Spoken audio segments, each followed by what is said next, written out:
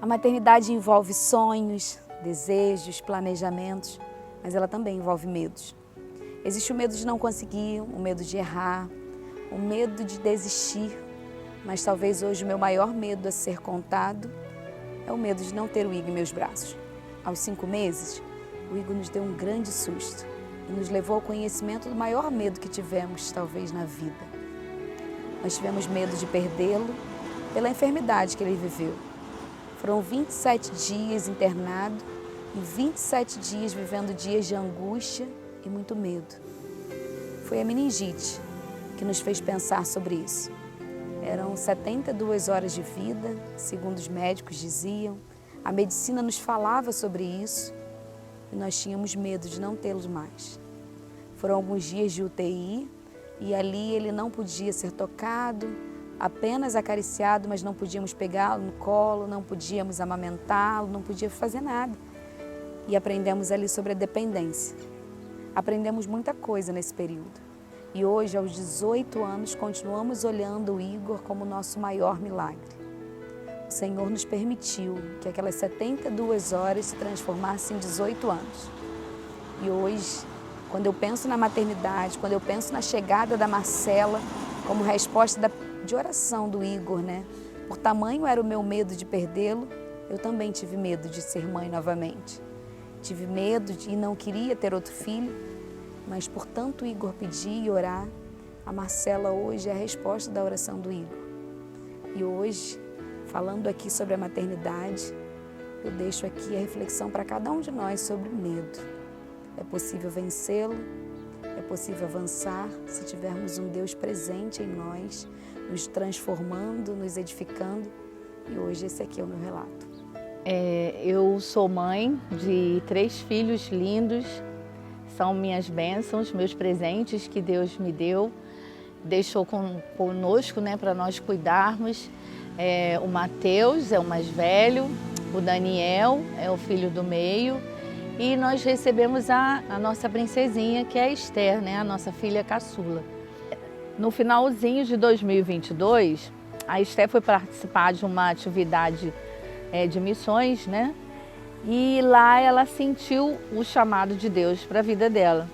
Quando sentiu o chamado, ela veio falar comigo, preocupada em relação, né, como que nós iríamos reagir desse chamado dela. E eu falei assim, filha, desde o ventre, quando você estava na minha barriga, eu consagrei sua vida para Deus. Você pertence a Ele. Se Ele está te chamando, se é isso que você sentiu no coração, seu coração, o chamado de Deus, vai. Se é para onde Deus mandar você ir, você vai, porque você pertence a Ele, você é dele.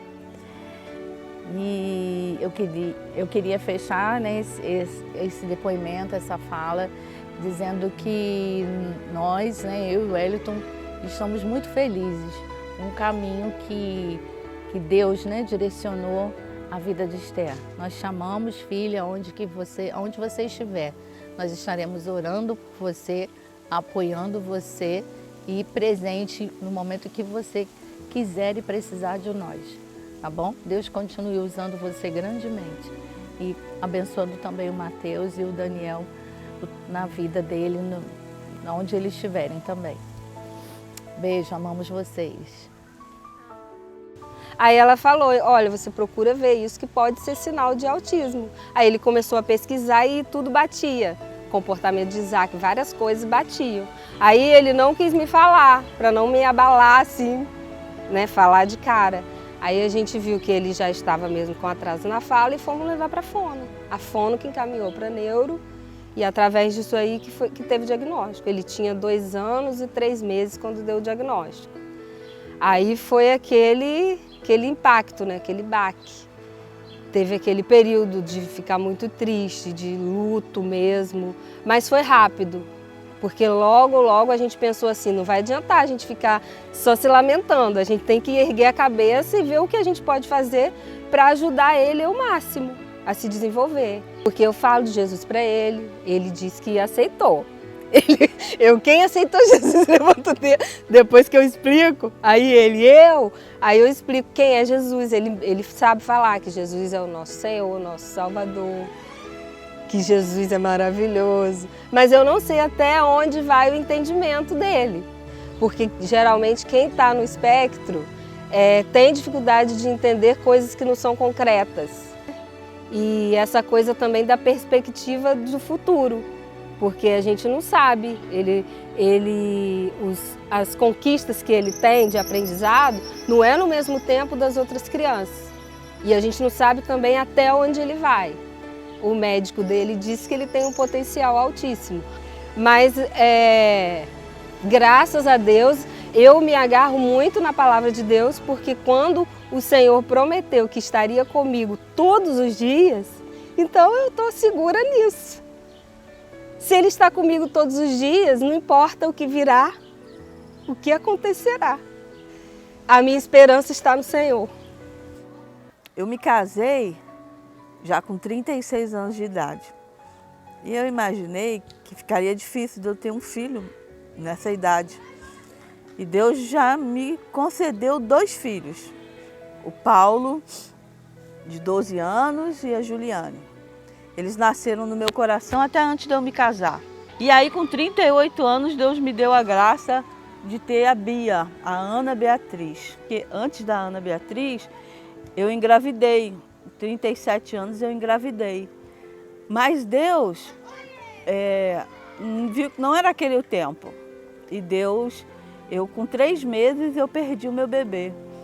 Eu não entendia muito por que aquilo estava acontecendo. A minha oportunidade de ter um filho agora acabou, porque eu já estou muito avançada de idade.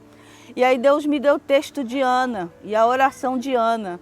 Eu dizia que se fosse um menino eu ia chamar de Samuel, se fosse uma menina eu ia chamar de Ana. E eu creio assim e digo que foi uma oportunidade tremenda que Deus me deu para cuidar dessas 3 crianças, né?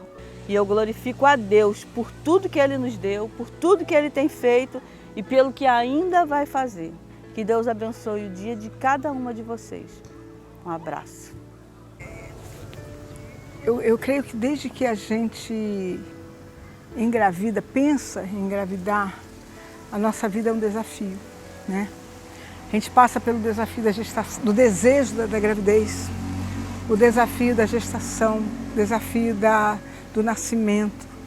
Aí vem o desafio da amamentação, o desafio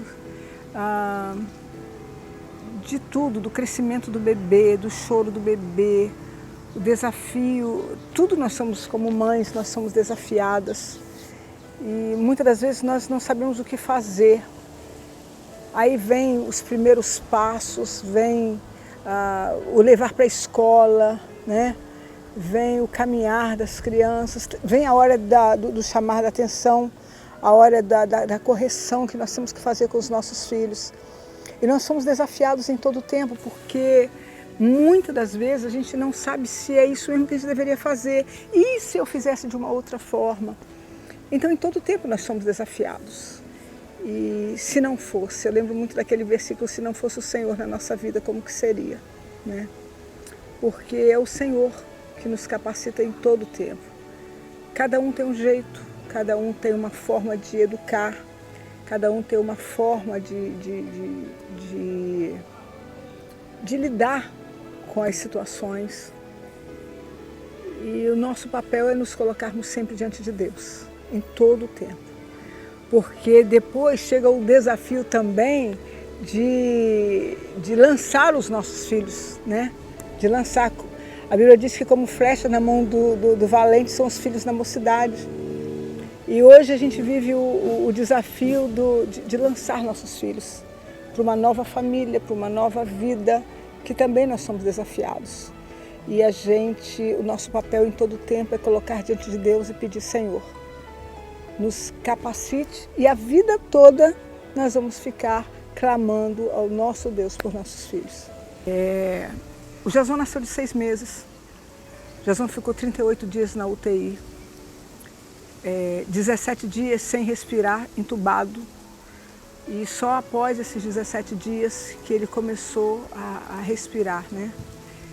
e 26 dias para tomar a primeira gota de leite. Então foram fases muito difíceis. E eu já havia perdido um filho, né? Já havia tido a Maíta também prematura. Então eu tinha, né, no coração o desejo de um filho e eu sabia que Deus me daria um filho. Mas de todos os desafios, de todas as lutas que eu passei, que não foram poucas, foram muitas lutas, foram dias assim de muitas lágrimas diante de Deus e pedindo ao Senhor assim, Senhor, o que eu mais sonhei na minha vida foi adorar a Deus juntamente com a minha família, juntamente com os meus filhos. Sempre sonhei ver meus filhos cantando, tocando, era algo assim, e eu queria cantar junto com eles, sempre foi meu sonho. E quando eu vi aquela criança tão pequenininha, todo cheio de sequelas, segundo os médicos, eu clamava muito ao Senhor e pedia ao Senhor para que o Senhor desse a cura. O dia mais difícil da minha vida foi quando eu cheguei no médico e ele falou que meu filho não ia andar, não ia falar e não ia se mexer numa cama, porque ele tinha uma atrofia do lado esquerdo do cérebro e que todo o lado direito dele seria paralisado. E naquele dia eu chorei muito diante do Senhor e falei, Senhor, meu filho é teu, mas eu queria muito um filho para brincar, para tocar, para correr, para te adorar. E naquele dia foi um dia de muitas lágrimas. E para a honra e glória do nome do nosso Deus, resumindo toda essa história, eu olho para o meu filho e vejo meu filho hoje um homem, casado, um chefe de família, e eu só posso dizer a Deus obrigada. Foi um processo? Claro que foi. Foi dia após dia, foi dia após dia. Mas nesse processo, em todos os momentos, eu vi Deus fazendo milagres. Eu vi Deus nos carregando no colo. Eu vi Deus abrindo portas onde era impossível para todo mundo.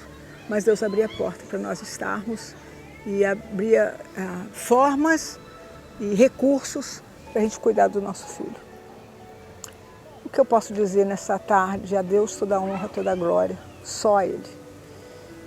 E se eu pudesse falar alguma coisa para uma mãe hoje, eu ia dizer para você que o melhor lugar para nós colocarmos os nossos filhos é no altar do Senhor. O melhor lugar para nós colocarmos nossos filhos é diante do Senhor. E é Ele quem cuida. É Ele. É Ele. E é dele. Para Ele, por Ele, para Ele são todas as coisas. Nossos filhos são do Senhor. É um privilégio ser mãe. É um privilégio ser mãe. Mas não seria mãe se não fosse o Senhor cuidando das nossas vidas.